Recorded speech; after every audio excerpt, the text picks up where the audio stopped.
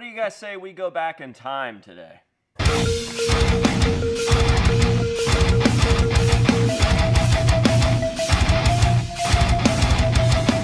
What is going on, ladies and gentlemen? It's your favorite mask collector's favorite mask collector, AJ Good, here at the House of Masks, where Harley riders are fucking idiots. That's actually not just at the House of Masks, that's worldwide. Anyways, AJ Good here at the House of Masks, where we unbox and review cool stuff almost every single day. And in today's video, we are definitely unboxing something very, very cool and something from my past.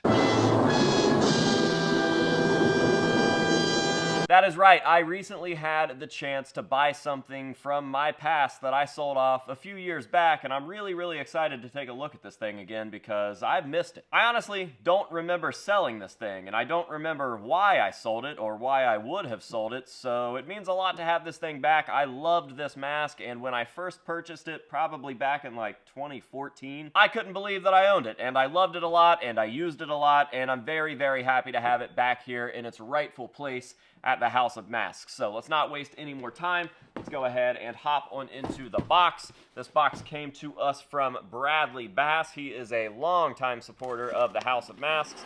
And again, I just saw that he tossed this up in the group, and I was like, yo, that's crazy. I don't even remember selling that. So I talked to him about it. He refreshed my memory of the sale, and I was able to purchase it back. So yeah, enough talking. Let's go ahead and get on into the package. We've got the piece right here, so I will get rid of the box. So of course, I'm gonna do my best here to give you guys the first look at this mask, and obviously what we have here is going to be a converted Rudel West German clown, but not just any converted Rudel West German clown. This thing is special. This is a mask that I owned for many years, and I actually acquired this from Six the Clown 6, or Aaron Rooney, which may sound familiar to some of the vets out there, but probably doesn't sound familiar to many people watching now. So, Aaron was like the OG converter. Everything that he used to convert back in the day was perfect. I would still argue to say that the conversions that were done by Aaron way back in the day, and I'm talking like 2010, 2012, are still on par and probably more accurate than most conversions coming out today. There was just something special about the masks that Aaron did. Not a lot of people can hit his level of accuracy and authenticity when it comes to Slipknot mask replicas and conversions. So everything that he did back in the day was gold, but he was also very hard to get a hold of and rarely sold items. Now, Aaron had this personal clown, which wasn't really supposed to be a super accurate representation of Sean's mask, just something loosely based off of it, with Aaron's own little personal flair added, and I was just absolutely in love with it. This mask in particular. For instance, I really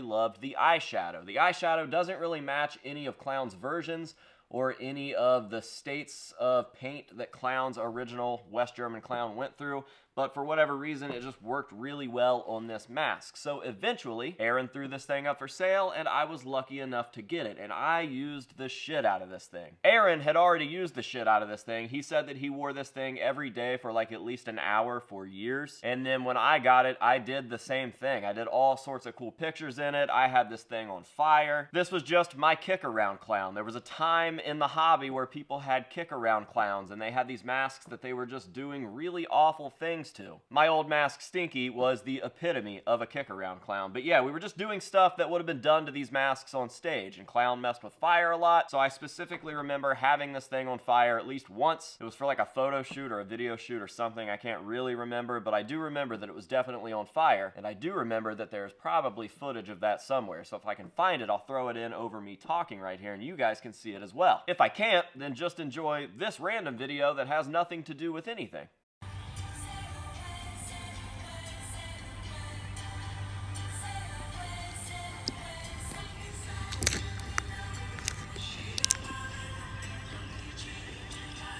So the craziest thing about this clown is now that I have it back in my hands, I can definitely see that it is doing exactly what Sean's mask did back in the day. It is literally kind of seeping this weird, gross grease on certain areas. I don't know if you guys can see that right there. I'll try to get it to focus. Come on, you can do it.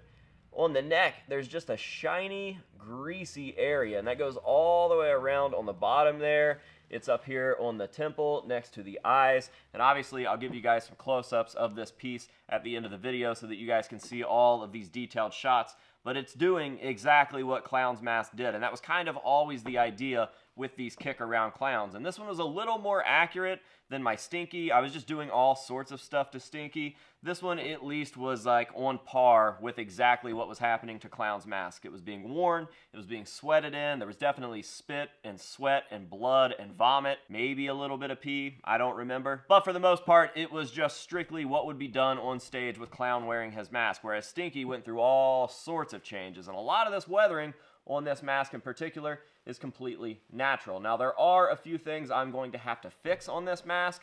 There's something going on with the eyelids. Again, I don't know how well you guys can see it, but it's almost like the eyelids up in the creases there have kind of dry rotted a little bit. So I'm going to do my best to fix those. I'm also going to restitch this area on the neck right here. That has split and the stitches have come out. But after that, this thing is as good as new. Yeah, dude, just a great piece. Definitely reminds me of the golden years of collecting, so I'm definitely happy to have this thing back in my collection. It's a beautiful, beautiful mask. Regardless of how accurate or inaccurate this piece is, it definitely has a special place in my heart, and I'm just glad to have it back. So yeah, with all of that being said, I'm gonna go ahead and shut this video down. I hope that you guys have enjoyed it. Thank you very, very much for being here. We've got new masks over in the mail pile ready to be unboxed, so I'm ready to start cranking out some cool new stuff for you this week, so stay tuned. And with all of that being said, let's go ahead and shut this thing down with some proper hero shots. So until next time, this has been AJ Good here at the House of Masks, telling you to say no to drugs and alcohol, and yes to nostalgia, and we'll see you guys in the next one.